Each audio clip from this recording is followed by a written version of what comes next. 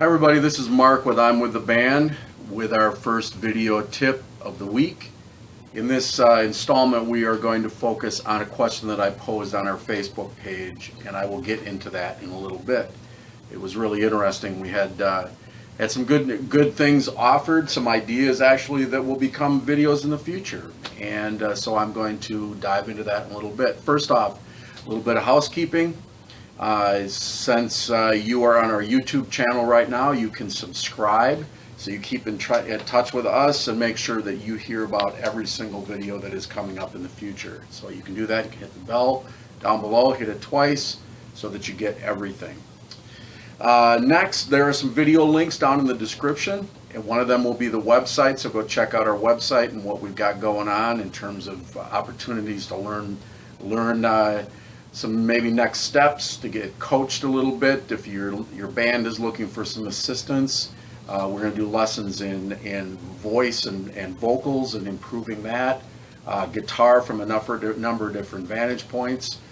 You can visit the website for some more tips on that, but I'm also a blues harmonica player, so if you want to add that to your repertoire or learn how to get that sound, and you know what I mean, that blues driving, low down dirty harp sound, I can teach you how to do that, and I can teach you how to play in different positions, and so we will have some fun. So anyway, check out the website. We'll leave it for that. Other links down below also having to do with some things I'm going to talk about today and the answer to the question. One in particular is a really fun video, so do not miss that. So yep, stick around. We're going to talk. Yeah, the Facebook question that was posed was this, and it came from, so a little bit of history on this, it came from a video that also is linked down below from a guy named Rhett Shull, and Rhett is another YouTuber, somebody that I follow. Rhett does a lot of really great videos, so check his stuff out, subscribe to him. But the question that he had addressed in a recent video from about a week ago or so had to do with this, 5 things that he felt that music schools, especially the one that he attended, do not teach. And number 1 on the list was this thing that I'm going to talk about in answer to the question that I posed. And the question that I posed was this: what's the number 1 thing every guitar player or other instrumentalist needs to know in order to play in a band, pretty much any style, and play well with others? And this is something that I have come to see is super important, and I'm going to dive into this and talk about this also from the vantage point of being a gateway. If you are really trying to figure out a way to get into guitar, understand theory a little bit, understand working theory in particular, this is one way to really start on this, and it will be the introduction to a whole lot of different things, as I will explain. All right, so I've got a guitar now, and I'm ready for a little bit of show and tell, and you can sort of get some idea what my answer is here. First, I want to talk about some of the answers that came on the Facebook page, because they were really good. And as I said, those will be things that I will be covering definitely in some future videos. One of the things that was mentioned was that all guitarists and other instrumentalists need to have big ears, and I understand that from a couple of different vantage points, and I'll touch on that when I get into a video in the next couple of weeks, actually.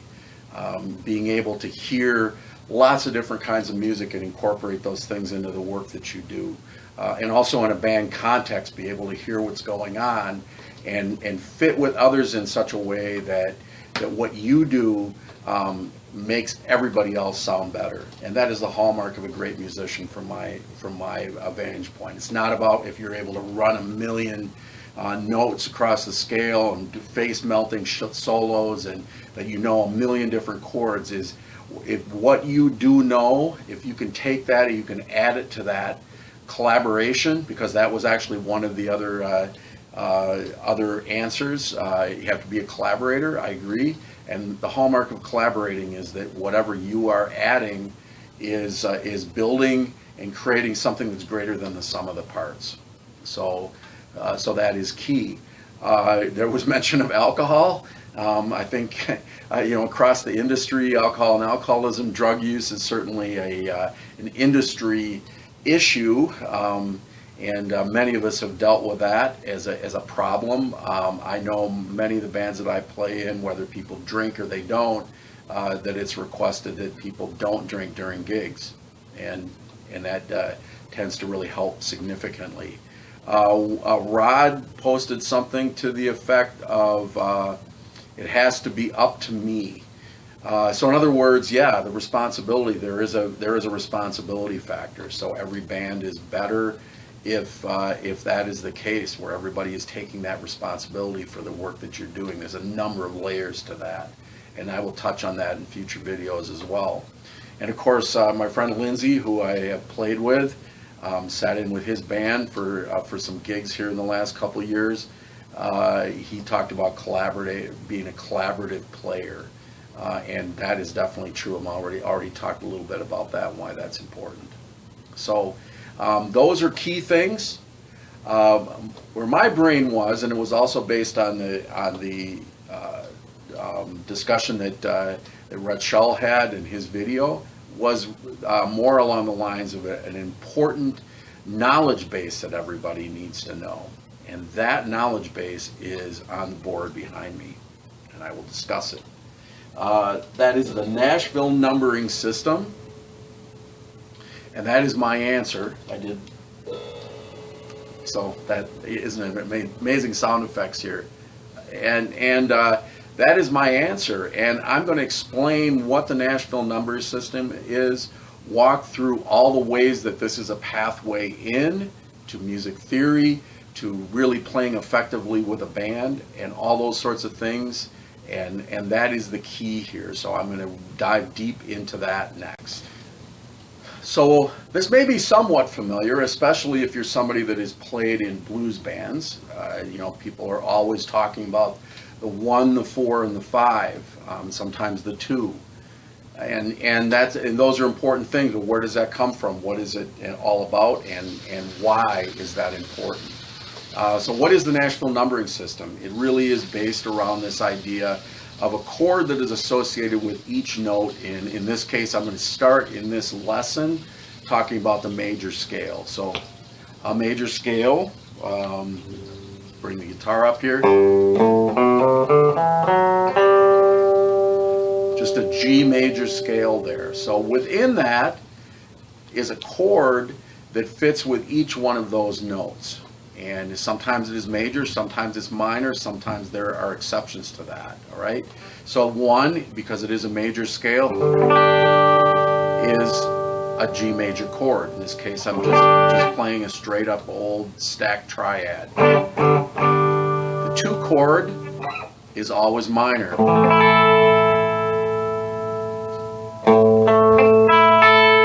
Well, it is usually minor. In this way of talking about it, looking at it from a straight major scale, it is definitely that. Hear how harmonically that all fits together? That is the 3 chord. The 4 chord is major again, just like the 1. And then that's where it starts to get interesting. We go from here down to the 5 chord.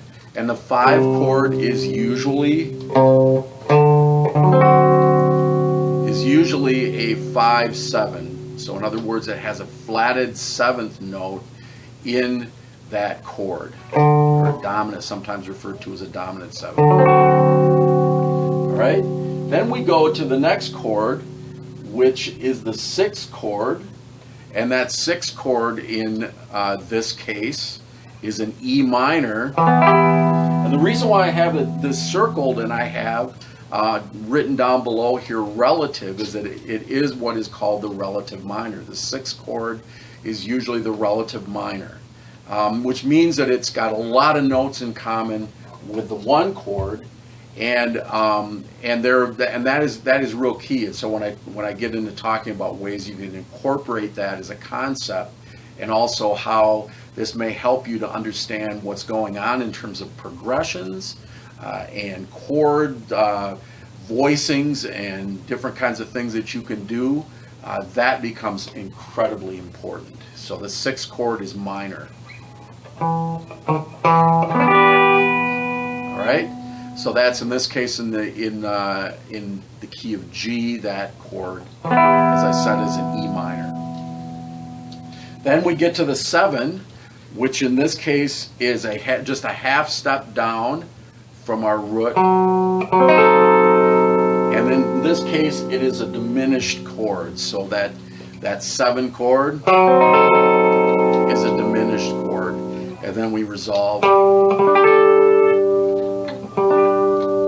I added in a suspended note there.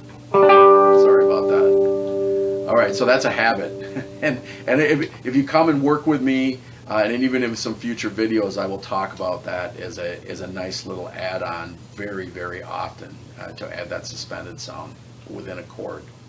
And so, yeah, that is the basics of the Nashville numbering system. So next part is, why is this important? There may be some obvious things if you're playing in a blues band, why that may become very obvious, but there's much, much more to it.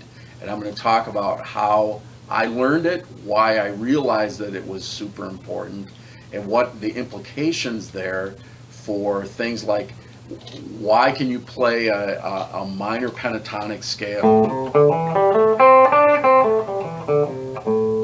against chords in blues that have major thirds in them? Generally, that doesn't work.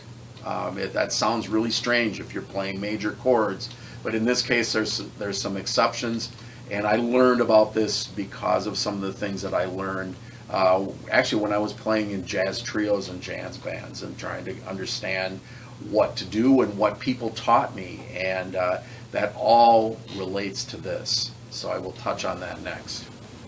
All right, so why is that an important concept? Understanding some of these things. I mean, you're saying maybe to yourself, well, I'm a country player, or I play in a soul band or a funk band. Why is that important? I'm not a blues player, and I'm certainly not playing in a jazz band. Well, so I'm going to step back a little bit and talk about my experience working in jazz bands, and something that I learned in the midst of that. What I was trying to do is I was trying to figure out if you don't know this, in jazz, a lot of times songs change keys on a fairly frequent basis. And sometimes it was really confusing to me to be able to figure out how I was going to catch those passing tones, what modes I might be playing against those particular chords. Sometimes it got real confusing, and I'm a by-ear player largely, so I could catch those passing tones sometimes, but there were times that I was just lost. I had no idea what to do or where to do it. And somebody said to me, learn your 2/5s. And what in the world did he mean by that? Well, he meant this. So learn your 2/5s. In this case, in the key that I was just playing, in the key of G, my 2 chord would be minor, and my 5 chord down here, the 5/7. So you hear that in jazz a lot.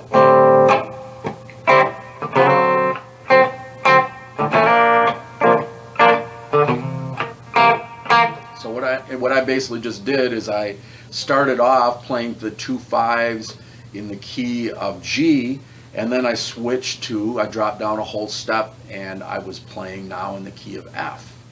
And that would be really important to know if you were going to try to play over those chords. And that was where the lights really clicked on for me. What in the heck is going on? Well, now I understood some things, and it was tremendously helpful for me in terms of being able to figure things out. There are other things here, because you start to realize once you learn these things that there are patterns out there in the world of music. Chords don't just generally fall just randomly into songs. Sometimes there are things added as real interesting color chords or something like that might be sort of put there just to catch your attention. That certainly happens, but generally for most songs that you're playing, if you're playing in blues bands, jazz bands, I mean, there's lots of chord substitutions and things in jazz as well, or soul band or a funk band. There's going to be some predictable things there. Country bands, same thing. But there are also patterns to chord progressions and some things that you learn along the way. One of the things that applied to me in jazz that really helped me to understand some things and to put some connections together that helped me to understand why it was, I talked about this early on in another segment of the video, about how I could take a minor pentatonic and play that against chords.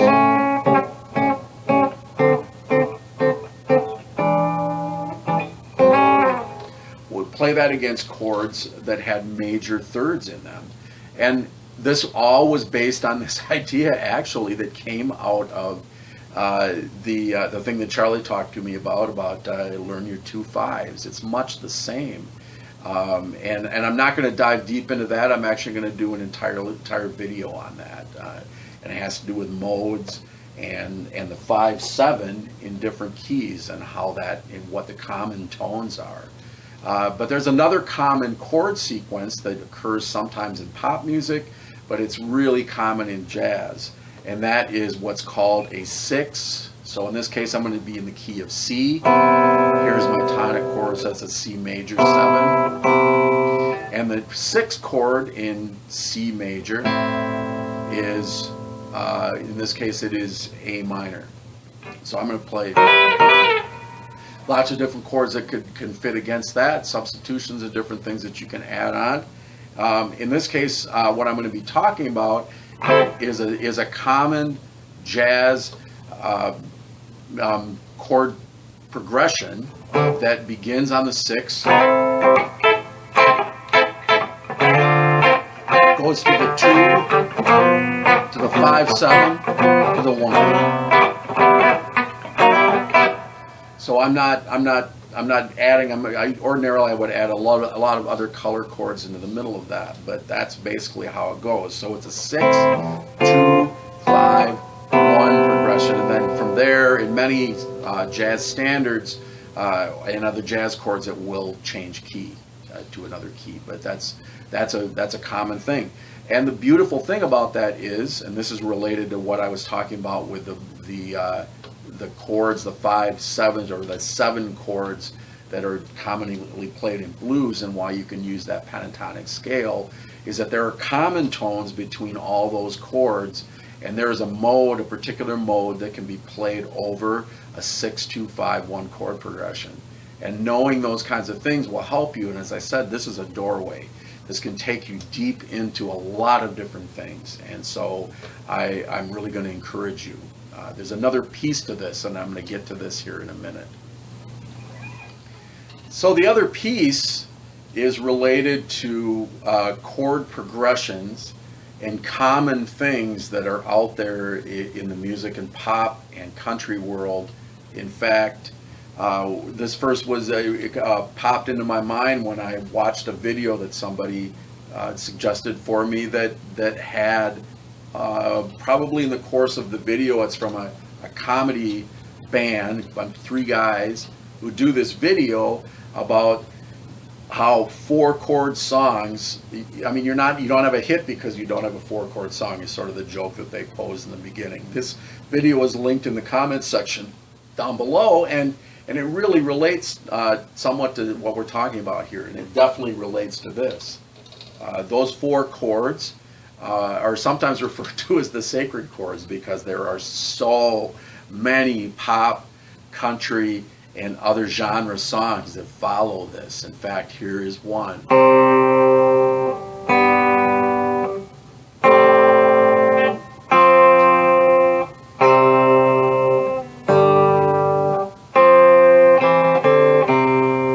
Alright, I'm not going to sing it or anything, just to keep things simple, but you may recognize that and recognize that chord pattern, and that is a 1. So I got a 1 major, 5, 6. In this case, it's an A minor.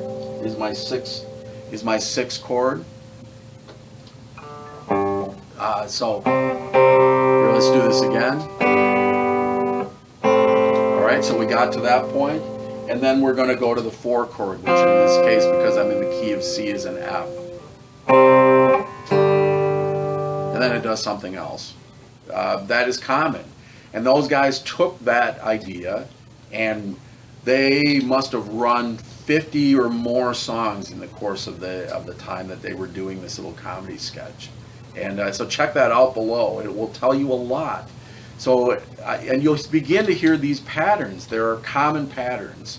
I talked about that jazz progression, the 6-2-5-1 progression. You start to hear that and you're like, oh, I know that. I hear that. That is key. And similarly with this, you will begin to hear that.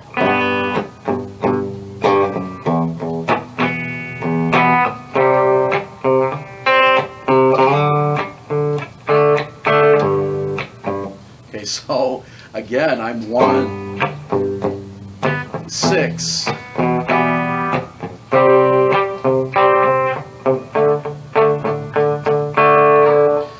So that is a pattern, and you begin to recognize those patterns.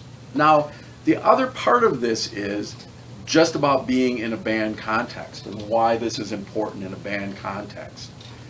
When you are out there on stage, and this is true, I've had this happen in the context of playing in a blues band, in a jazz band, in a pop band, in a country band.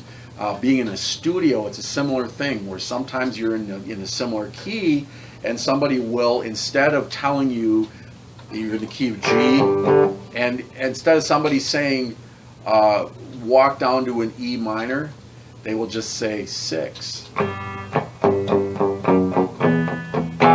There you go. You know exactly what to do. And so on a bandstand, a lot of times yelling out chords just won't work. But you will see, and I know I do this as a band leader, where we've got there's a thing coming up. Maybe we're coming to the chorus, and I've got fingers up, and so that you can see, I got fingers up above me.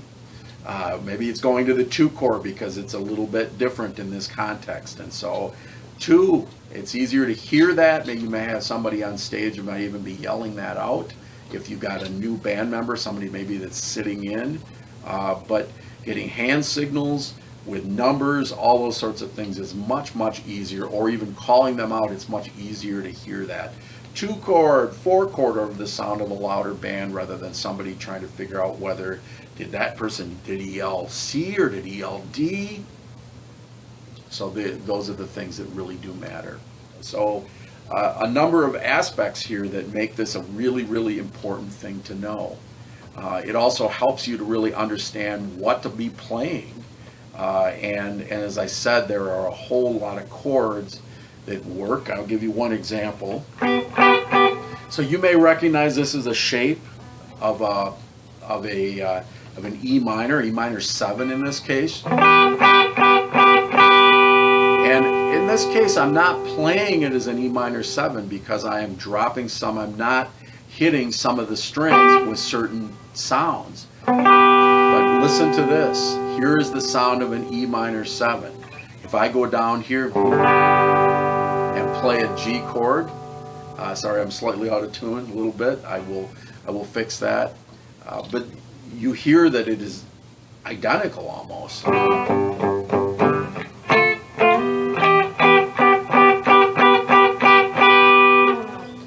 right. So, but if I add in, and you heard that too.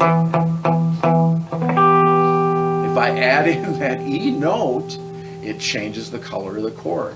So let me give you an actual example from a song about how this concept works.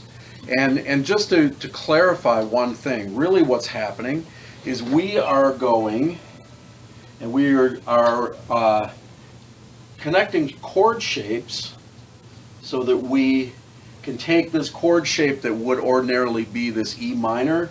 In this case, I'm gonna use an E7, which is a little bit closer to the sound of the 1 chord. All right, so I'm taking the relative minor, the 6th chord, and I'm going to turn by just simply eliminating one of the notes, an E, in this example. I am going to turn this into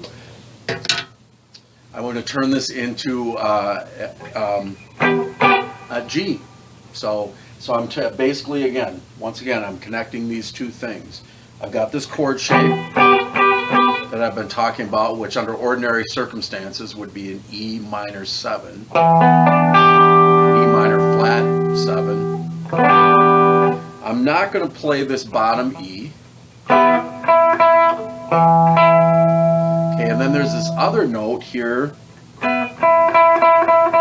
this E up an octave, that I have eliminated from that chord. I've eliminated it, and essentially now I'm playing, if those that know bar chords like this know that I'm playing an E minor 7. Okay, so I want to make sure that that's clear. And in this case, I'm going to play an intro to a song, and it's a song by a band called Los Lobos, some great guys that I've had the privilege of hanging out with. And they start the song actually using this concept. So under ordinary circumstances, the chords actually would be, so G to E minor, G to E minor, all right? So, but I'm going to do it up here. And I'm going to play this form of the E minor 7, and I'm lifting that little finger up so that I no longer have this E up here on above, and I'm not going to be playing this E. I'm not playing that E either. So I'm lifting this up, and if I add any E to that chord, that changes the chord, and now it is an E minor. So we've literally gone from here down to here, right? So we've taken this chord shape, turned it in, basically using a minor chord shape, and by eliminating one of the notes in that chord, we've turned that into that major 1, and now adding that back in, hear how that changes the sound of the chord. So let me play the intro, and I'll show you exactly what I'm doing. So again, I'm playing just on these top strings.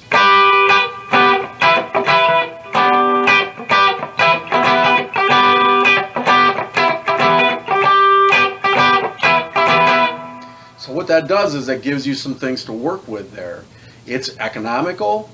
It gets you up out of the ordinary box chords down here, which would not, that just what doesn't sound good. And if you listen to the record, the very first Los Lobos records, you notice that that doesn't sound right. It's up an octave.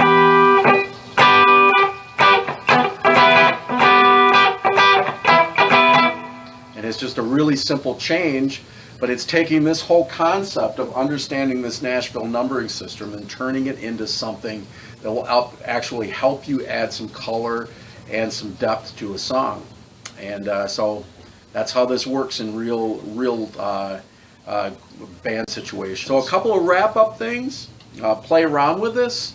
As I said, this is foundational stuff. It's related to a lot of different aspects of theory. It's just basic knowledge that everybody needs to know. So again, just to wrap up, we've got a lot more coming up. We'll have some videos that will focus on some of the responses to this question that were posed on our Facebook page, and a lot of other videos coming up that are going to relate to this and sort of build off of what we talked about. So once again, check out the links below, especially to the 4-chord comedy sketch, which is really interesting, and will give you some lots of food for thought, I think. But also check out our website, a lot of the other things that we've got going on. Check out lessons, spread the word. I'm with the band is here to help all musicians, regardless of what your skill level is, to grow and to take that next step and to become the musician you want to become. So hang out with us. Thanks so much, everybody. We will see you soon.